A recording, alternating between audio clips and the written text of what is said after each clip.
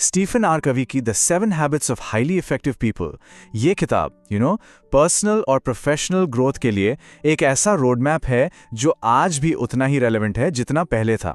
और देखिए, एक बात मैं बिल्कुल साफ कर दूं, ये कोई आम सेल्फ हेल्प बुक नहीं है। नहीं, ये तो उन फाउंडेशनल प्रिंसिपल्स का खजाना है जो सच में अंदर से एक रियल चेंज लाते हैं। तो स्मार्ट समरी हिंदी में आप सबका स्वागत है। बहुत अच्छा लग रहा है कि आप सब हमारे साथ हैं। आज हम उन कोर प्रिंसिपल्स में डुबकी लगाने वाले हैं जो एक बेहतर, एक ज्यादा इफेक्टिव लाइफ की नींव रखते हैं।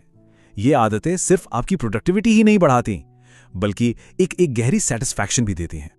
कभी सोचा है आपने कि ऐसा क्यों होता है कि कुछ लोग अपनी जिंदगी में लगातार आगे बढ़ते जाते हैं, सक्सेसफुल होते हैं, जबकि दूसरे वो बस एक ही जगह फंसा हुआ महसूस करते हैं? इसका जवाब दोस्तों किसी शॉर्टकट या कोई जादुई ट्रिक में नहीं है। नहीं, इसका जवाब छिपा है हमारे कैरेक्टर में, हमारे मूल चरित्र में। क्योंकि असली सफलता, रियल इफेक्टिवनेस, वो बाहर से नहीं, अंदर से शुरू होती है। स्टीफन कवी एक बहुत इंटरेस्टिंग बात बताते हैं। वो कहते हैं कि पिछले 50 सालों में सेल्फ हेल्प की दुनिया ज्यादातर पर्सनैलिटी एथिक पर फोकस करती रही है। मतलब अच्छी इमेज कैसे बनाएं, लोगों को इन्फ्लुएंस कैसे करें, क्विक फिक्सेस। लेकिन उससे पहले के 150 साल सफलता का आधार था कैरेक्टर एथिक, यानी इंटेग्रिटी, ऑनेस्टी, मॉरल वैल्यूज। और सच्ची लॉन्ग लास्टिंग इफेक्टिवनेस की नींव वो यही कैरेक्टर एथिक है। तो आज हम इस जर्नी को कैसे तय करेंगे? सबसे पहले हम देखेंगे कि इफेक्टिवनेस की फाउंडेशन क्या है। फिर हम बात करेंगे प्राइवेट विक्ट्री की, मतलब खुद पर मास्टरी कैसे हासिल करें। उसके बाद आएगी पब्लिक विक्ट्री, जहां हम दूसरों के साथ मिलकर सक्सेस पाना सीखेंगे। और आखिर में वो एक आदत जो इन सब को सस्टेन करती है, हमेशा के लिए बनाए रखती है। चलिए शुरू करते हैं। हमारी जर्नी का पहला पड़ाव है प्राइवेट विक्ट्री। ये वो फाउंडेशनल हैबिट्स हैं जो हमें डिपेंडेंस से इंडिपेंडेंस की तरफ ले जाती हैं। ये सब है खुद पर मास्टरी हासिल करने के बारे में, और यही पब्लिक विक्ट्री का बेस बनती है। तो पहली और सबसे fundamental habit, be proactive. Proactive बने, इसका सीधा सा मतलब है अपनी जिंदगी की जिम्मेदारी खुद लेना। रिएक्टिव लोग क्या करते हैं? वो मौसम को, सरकार को, दूसरे लोगों को, सबको ब्लेम करते हैं। उनका रिमोट कंट्रोल दूसरों के हाथ में होता है। लेकिन प्रोएक्टिव लोग वो मानते हैं कि सिचुएशन चाहे कैसी भी हो, रिस्पॉन्स कैसे देना है वो चॉइस हमेशा हमारी अपनी होती है। इसे एक कहानी से समझते हैं। मान लीजिए एक ही कंपनी में 2 दोस्त हैं। दोनों ही खराब मैनेजमेंट और कम सैलरी से परेशान हैं। एक दोस्त का एटीट्यूड कैसा है? अरे ये कंपनी खराब है, मैनेजमेंट तो सुनता ही नहीं, और वो सालों साल बस यही शिकायत करता रहता है। लेकिन दूसरा दोस्त जो प्रोएक्टिव है, वो सोचता है ठीक है, मैं कंपनी को तो नहीं बदल सकता, पर मैं खुद को तो बदल सकता हूं। और वो क्या करता है? वो नई स्किल सीखता है, अपनी वैल्यू बढ़ाता है और एक बेहतर जॉब ले लेता है।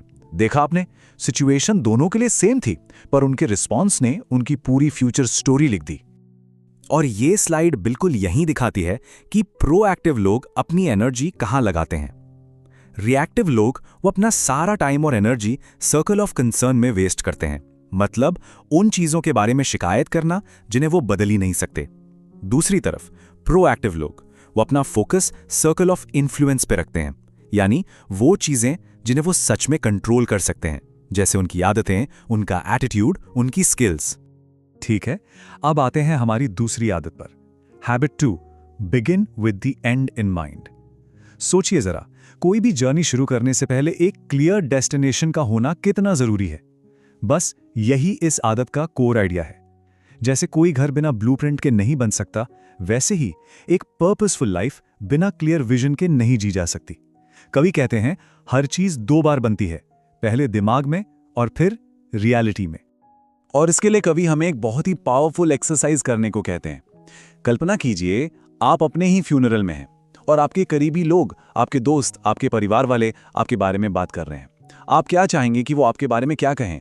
एक लविंग पार्टनर, एक डिपेंडेबल दोस्त, एक ऐसा इंसान जिसने सोसाइटी में कुछ कंट्रीब्यूट किया? मैं सच में चाहूंगा कि आप चाहें तो इस पल को यहीं पॉज करें और 1 मिनट के लिए इस पर सीरियसली सोचें। यह एक्सरसाइज हमें उन चीजों पर फोकस करने पर मजबूर करती है जो सच में मैटर करती हैं। तो एक बार जब आपका विजन क्लियर हो गया, हैबिट 2, तो हैबिट 3 उसे रियलिटी में बदलने के बारे में है। पुट फर्स्ट थिंग्स फर्स्ट, आप इसे हैबिट 2 का एक्शन प्लान समझ सकते हैं। और ये सिर्फ टाइम मैनेजमेंट नहीं है, ये है लाइफ मैनेजमेंट। ये इस बात को इंश्योर करना है कि आप अपना टाइम और एनर्जी उन चीजों पर लगा रहे हैं जो आपके विजन के लिए सबसे ज्यादा इंपॉर्टेंट है। और इसे समझाने के लिए कवि टाइम मैनेजमेंट मैट्रिक्स का इस्तेमाल करते हैं। देखिए, ज्यादातर लोग अपना टाइम क्वाड्रेंट 1 जो अर्जेंट और इंपॉर्टेंट है और क्वाड्रेंट 3 जो अर्जेंट तो है पर इंपॉर्टेंट नहीं में बिताते हैं। वो हमेशा आग बुझाने में लगे रहते हैं। लेकिन हाईली इफेक्टिव लोग वो अपनी लाइफ को क्वाड्रेंट 2 में सेंटर करते हैं, यानी इंपॉर्टेंट बट नॉट अर्जेंट। इसका मतलब क्या है? मतलब हर हफ्ते अपनी हेल्थ के लिए टाइम निकालना, फैमिली के साथ क्वालिटी टाइम बिताना, नई स्किल सीखना, अपने गोल्स प्लान करना, यही वो काम है जो असल में लाइफ को आगे बढ़ाते हैं। तो एक बार जब हम खुद पर मास्टरी हासिल कर लेते हैं, मतलब हम प्रोएक्टिव हैं, हमारे एंड गोल्स क्लियर हैं और हम अपनी प्रायोरिटीज सेट करना जानते हैं, तब सिर्फ तभी हम पब्लिक विक्ट्री के लिए तैयार होते हैं। ये स्टेज है दूसरों के साथ इफेक्टिवली काम करने और मीनिंगफुल रिलेशनशिप्स बनाने के बारे में। और ये हमें लाती है हैबिट 4 पर, थिंक विन विन। ये एक माइंडसेट है, एक फिलॉसफी है। ज्यादातर लोग विन लूज की दुनिया में जीते हैं कि किसी एक को जीतने के लिए दूसरे का हारना जरूरी है। लेकिन विन विन पैराडाइम कहता है नहीं, ये कोऑपरेशन पे बेस्ड है, कंपटीशन पर नहीं। ये इस बिलीफ पर बेस्ड है कि पाए बहुत बड़ा है और हर किसी के लिए एक पीस है। मतलब ऐसी सोल्यूशन निकालना जिससे मैं भी जीतूं और आप भी जीतें। एक कंपनी प्रेसिडेंट की कहानी है जो इसे बहुत अच्छे से दिखाती है। वो अपने एम्प्लॉइज में कॉपरेशन बढ़ाना चाहते थे, तो उन्होंने अनाउंस किया जो सबसे अच्छा काम करेगा उसे बर्म्यूडा की ट्रिप मिलेगी। अब इंटेंशन तो अच्छा था, है ना? पर अनजाने में उन्होंने एक विन लूज सिस्टम बना दिया। कॉपरेशन करने के बजाय सारे एम्प्लॉइज एक दूसरे से कंपीट करने लगे। विन विन माइंडसेट के लिए एक विन विन सिस्टम का होना भी जरूरी है। अगली आदत है habit 5, seek first to understand then to be understood. और ये इफेक्टिव कम्युनिकेशन का सबसे जरूरी नियम है। हम में से ज्यादातर लोग पता है क्या करते हैं? हम जवाब देने के लिए सुनते हैं, समझने के लिए नहीं। हम बस अपनी बारी का इंतजार कर रहे होते हैं कि कब हम अपनी बात कहें। लेकिन रियल कम्युनिकेशन तब होता है जब हम सच में दूसरे इंसान के पॉइंट ऑफ व्यू को, उसकी फीलिंग्स को बिना जज किए समझने की कोशिश करते हैं। कवि इसके लिए एक ब्रिलियंट एनालॉजी देते हैं। सोचिए, आप एक आई डॉक्टर के पास जाते हैं और वो आपकी आंखों को चेक किए बिना बस अपना चश्मा उतारकर आपको दे दे और कहे, ये लो, इसे पहनो, इसने मेरे लिए बहुत अच्छा काम किया है। क्या आप कभी उस डॉक्टर पर ट्रस्ट करेंगे? कभी नहीं। फिर भी हम अपने रिलेशनशिप्स में हर रोज यही तो करते हैं। हम प्रॉब्लम को ठीक से समझे बिना ही सॉल्यूशंस देने लगते हैं। और ये स्लाइड इस बात पर और जोर देती है कि एम्पैथेटिक लिसनिंग इतनी इंपॉर्टेंट क्यों है। एक्सपर्ट्स मानते हैं कि हमारे कम्युनिकेशन का सिर्फ 10% शब्दों से होता है, 30% हमारी टोन ऑफ वॉइस से और 60%, सोचिए, 60% हमारी बॉडी लैंग्वेज से। इसलिए किसी को सच में समझने के लिए हमें सिर्फ कानों से नहीं, अपनी आंखों और अपने दिल से भी सुनना पड़ता है। और इससे हम पहुंचते हैं हैबिट 6 पर, सिनर्जाइज।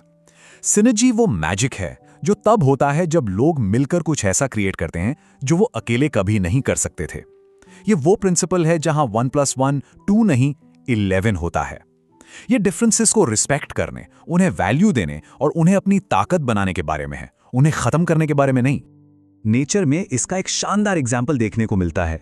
जब पक्षी वी फॉर्मेशन में उड़ते हैं तो हर पक्षी अपने आगे वाले पक्षी से बने एयर करंट का फायदा उठाता है।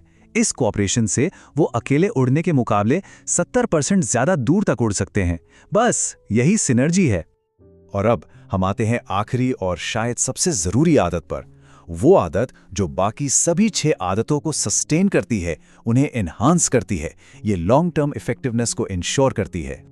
ये कहानी है एक लकड़हारे की जो घंटों से एक पेड़ काटने की कोशिश कर रहा था पर काट नहीं पा रहा था। एक आदमी ने उसे देखकर कहा, अरे भाई, तुम्हारी आरी की धार चली गई है, थोड़ा रुककर इसे तेज कर लो, पेड़ जल्दी कट जाएगा। तो लकड़हारे ने क्या जवाब दिया? मेरे पास आरी तेज करने का टाइम नहीं है, मैं काटने में बहुत बिजी हूं। हम इस कहानी पर हंस सकते हैं, पर हम में से ज्यादातर लोग अपनी जिंदगी ऐसे ही तो जीते हैं। तो हैबिट 7, जिसे शार्पन द सॉ भी कहते हैं, इसका मतलब है अपने सबसे बड़े एसेट यानी खुद को रिन्यू करना। और इसके 4 डायमेंशंस हैं, फिजिकल, मेंटल, स्पिरिचुअल और सोशल इमोशनल। इन चारों एरियाज में रेगुलरली इन्वेस्ट करके ही हम एक बैलेंस्ड और इफेक्टिव लाइफ जी सकते हैं। जरा सोचिए, इन चारों एरियाज में आप अपनी आरी कैसे तेज कर सकते हैं। तो ये थी the 7 habits of highly effective people. ये आदतें सिर्फ कुछ अलग अलग टिप्स नहीं है, ये एक कंप्लीट फ्रेमवर्क है जो हमें एक प्रिंसिपल सेंटर्ड लाइफ जीने में मदद करता है। पर्सनल मास्टरी से लेकर इफेक्टिव टीम वर्क और बैलेंस्ड सेल्फ रिन्यूअल तक। तो अब मैं आपसे एक सवाल पूछना चाहता हूं। इन सभी आदतों को देखने के बाद अगर आपको आज से सिर्फ एक आदत को अपनी जिंदगी में इंप्लीमेंट करना हो तो वो कौन सी होगी? कौन सी आदत आपके जीवन पर सबसे बड़ा, सबसे पॉजिटिव इंपैक्ट डालेगी?